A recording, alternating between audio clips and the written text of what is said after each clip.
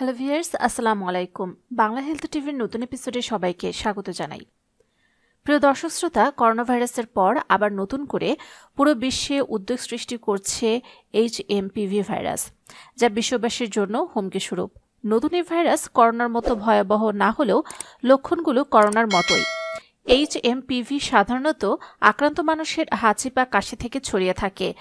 HMPV মূলত এমন বস্তু বা স্থান স্পর্শ কিংবা আক্রান্ত ব্যক্তির হাঁচি বা কাশির দরজার হাতল, লিফটের বাটন, চায়ের কাপ ইত্যাদি স্পর্শ করার পর সে হাত চোখে, নাকে বা মুখে দিলে HMPV ছড়াতে পারে।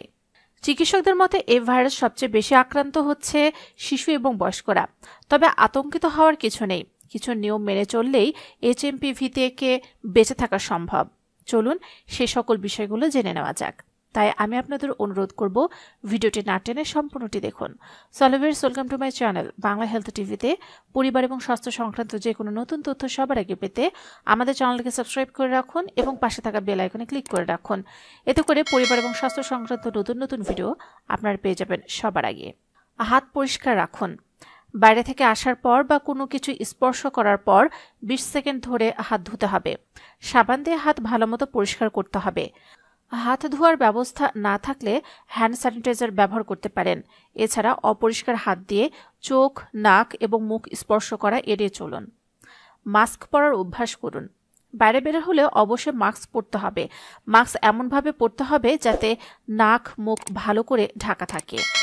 রেসপিরেটরি ম্যানার্স: হাঁচি কাশি দেওয়ার সময় নাক, মুখ, হাত বা কনুই দিয়ে ঢেকে দিতে হবে।